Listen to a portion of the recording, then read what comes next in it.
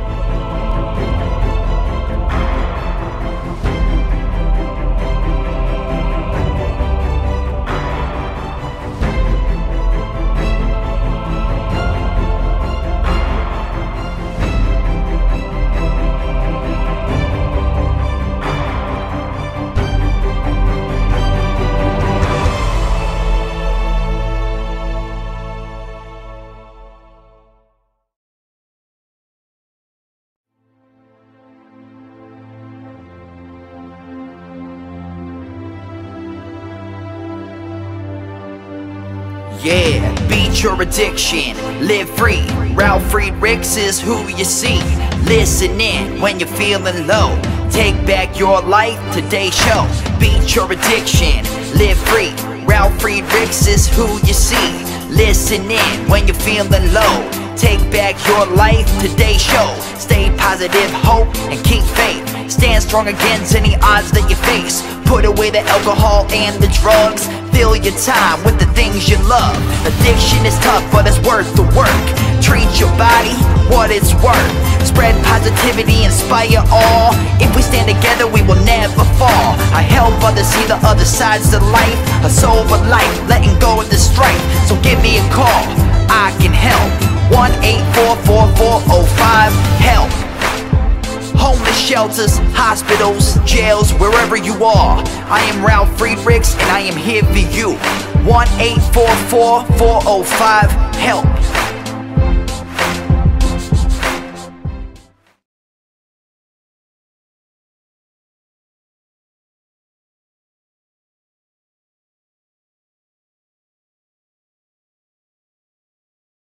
Hi, my name is Ralf Friedrichs. I'm the host of the Take Your Life Back Today show. Let's talk about 10 common ways family and friends use you and how to outsmart them. There's got to be some people in my audience that have been used by friends and family. I know I have. Everyone has to deal with a certain give and take in life. That involves that you're willing to do something to get something. That something may be respect, companionship, or even money. Unfortunately, there are ways of going about this to get something you want while not helping the other person get anything they want. The results in someone being used. I'll bet that someone out there in my audience has been a victim of this type of thing. I know I have. Someone you know calls and asks you for a simple favor and ends up taking you all day to do or puts you in dangerous situations. Many times your built-in alarm system is going off, but yet you still feel obligated to say yes to something that you have a feeling is not going to be good for you. Let's look at 10 common problem spots and devise a plan to save you from them. Running errands or doing chores for someone. Babysitting the children or caring for their animals. Imposing on your hospitality when you want to be alone or have other plans.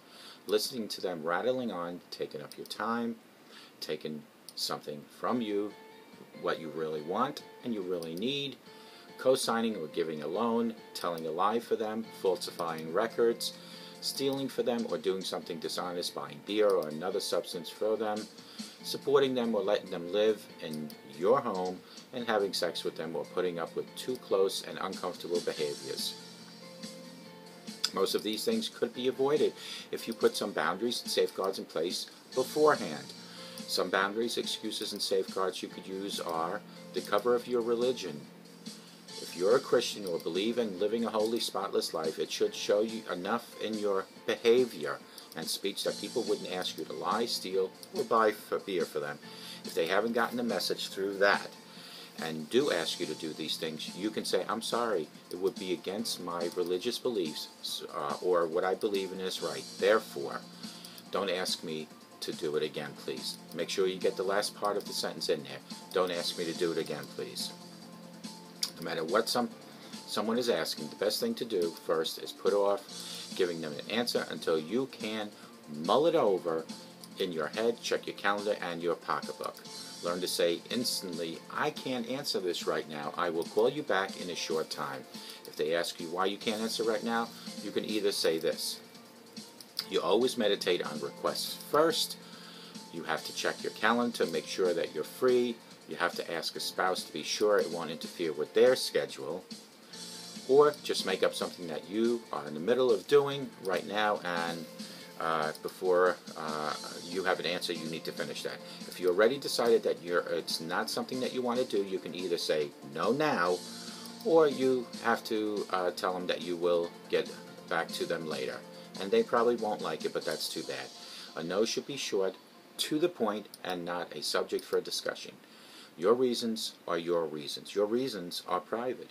And apologies and excuses should be handed out sparingly. It is counterproductive for you for outsiders to know your business and defeat your take charge appearance if you certainly act that way right now. So keep your no's simple and crisp. Number 1 and 2. Do me a favor. If they want your time for you to care for your children or animals, you can say, I understand your request and I'm unable to do that. However, I hope you can find someone else. I'm not able to help you at this time, but I wish you luck with all that. You can add, please don't ask me again, or you can tell them how busy you are and your time is the same as money, that you just don't have time to help them with that. Number 3 and 4. Taking up your time. If you want to be alone and family always pops in for supper, watching TV, or just unload on your negative thoughts, you will have to take drastic actions. This is one of my problems, so I have a lot of experience in this. You can send a letter or an email to tell your usual drop-in guests, or call them and say, to arrange our schedule better to suit our family, we've decided to limit visits to a certain day and a certain time. Please come to see us on that day and at that time, so I can devote my attention to all other times to my family obligations. We will be turning out the lights and locking the doors at that particular time, so I appreciate your understanding. Please honor our requests and privacy for that time beyond. Post a sign with this on your front door, if necessary, and another inside your house where guests usually sit. It won't take many weeks to train them that these signs are there for a reason, that you have your certain reasons to do things. If it seems to you that they'll think you're snobby or selfish, remember that rich people and people who are going somewhere in life don't have time to coddle and kiss up to everyone, nor should you. Telephone calls. Many busy people keep an egg timer or a kitchen timer beside their phone. They set it for 5 minutes, they listen, they absorb the conversation, and after 5 minutes, they automatically say, I have to go. If you have a portable phone, go to your front door, open it, ring the doorbell, and announce, oh, there's somebody at my door, I have to run. Even better, get an answer machine and return only calls at your convenience. Number 5 and 6, taken from you something that you want or you need. One of the most frequent requests is for money, because you're kind from the heart. Every bit of cash in your pocket that should be going to your kids or to your bills is going to everyone who makes a need known. You have to realize, my friends, that your responsibility is to your family first and to all your goals you have. Being a parent or running a household or being a spouse is a responsibility. Being an adult means that you have learned how to allocate money to pay your bills, and you cannot just simply hand it out for each and every person that needs it. If you stop all of your plans and change them so that someone else can have your money for however noble a cause, you've short-circuited your own values and future. You will feel miserable, and hidden anger inside of you will begin to show behavioral problems and negative thinking within your family. I can't tell you how important this is to say no in this area. Believe me, there is no more than one way and no more than one person to get a loan from. There are many other ways. If you say no, the asker will find another way, and that's the way it is. Tell your family and friends that your budget's planned and your obligations are tight. You will help when you can, if you can, but all your needs must be first.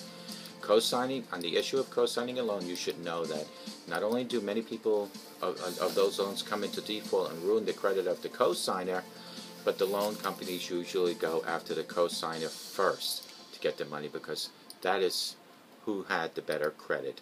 It will ruin your credit. So never co-sign a loan. Make an absolute never in your book. Even the Bible says it must not be done. At least never do it unless you are perfectly willing and able to make the loan good today yourself. Number 7, telling a lie for someone or falsifying records. Never help someone get a vehicle on the road by putting in your name or insurance in your name.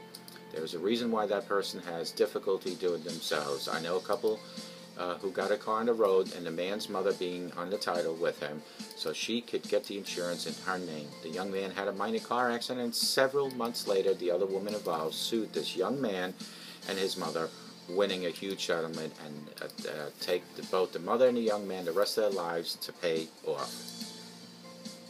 In order to keep their licenses, every payment must be made to the attorney on time. The mother is just as responsible financially and criminally for what goes on in that vehicle as her son was.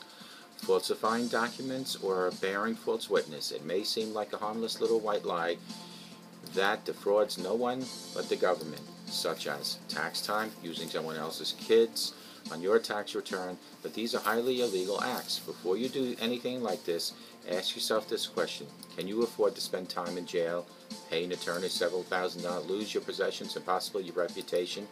If you answered no to all those questions, it's time to change.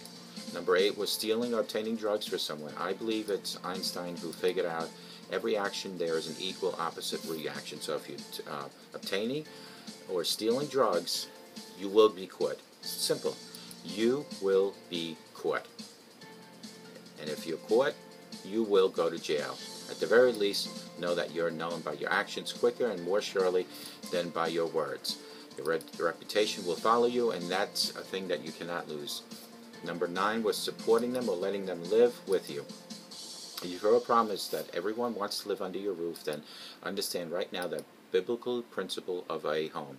God said a man and a woman should leave their parents and cleave together, forming one flesh, and carry a separate unit from parents and from everyone in-law and outlaw the couple has. Friends, family, strangers have no place in your home. It's your home.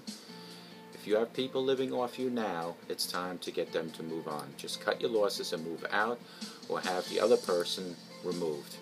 Last but not least, number 10, having sex with them or some compromising activity. If sex is your problem, perhaps you've missed the last 20 years or so of TV ads and school talks about good touch, bad touch. There's no excuse for someone to be pressuring you to have sex with them, or to simply be near you for the thrill that gives them. If it's one-sided, you need to change that. First, say no. Second, get away. If those 2 mild requests are not successful, go to the police. Unwanted sex is called rape. Rape equals jail. You must call the police when your life is threatened or you're being made to feel used as a person and sexually abused. You must call the police and get all the help you can, and if you're being stalked or your life is in danger, do it now.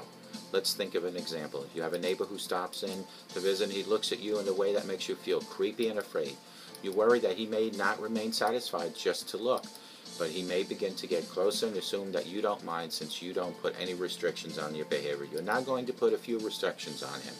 You write him a letter politely telling him that his presence makes you feel uncomfortable, and you will not accept him as a house guest again while the two of you are alone. You ask that he understands and acknowledge that he must follow the rules of this letter, which say men and women should not be alone together without a chaperone. There are many good reasons for this, one of them being a high number of reports of rapes. Even some of them really took place and someone has punished them has been punished and put in jail. Both man and woman need to protect their integrity. You also need to lay your cards on the table and make it known that you feel or you don't feel, or how you feel and how you don't feel about him. Let him know that you think he's at least mildly attracted to you, and if you don't feel the same, it's only fair to tell him it's got to stop. Don't use a man for money, personal gain, just because times are tight. You need some extra rent money unless you give something in return and perceive of equal value. It is time for you to change. I only include this possibility because it's happening so often, not because I feel justified or should be done. Beware, there will come a time where you need to start utilizing this. There are consequences to every behavior, and they can keep on popping up for years after the event, even sometimes for a lifetime. The bottom line is, if there's any opening or opportunity given to people to use you, they will. Don't be a victim. Make changes today. Let today be the first day that you take your life back, and may God bless you.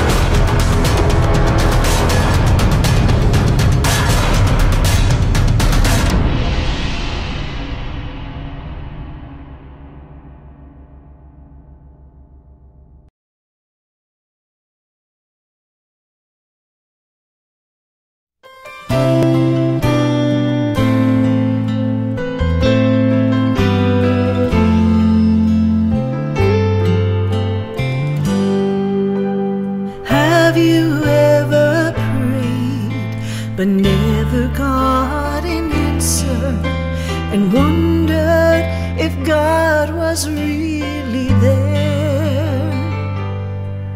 Did you feel all hope was gone, but in His time He came along and answered the prayer you thought was gone? There is no prayer too small, for God hears them all.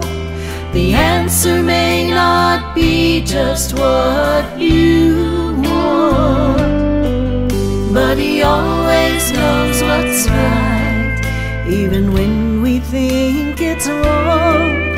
Just remember, there is no prayer too small.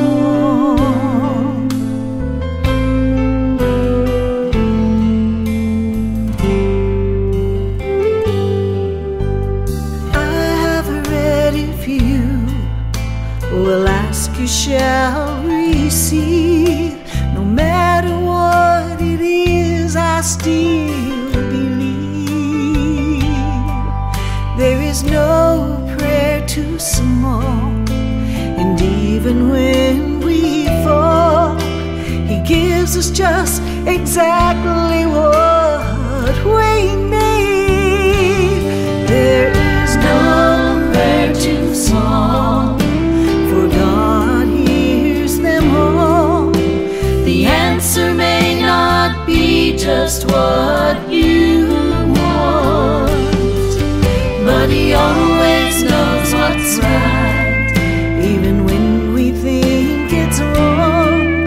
Just remember,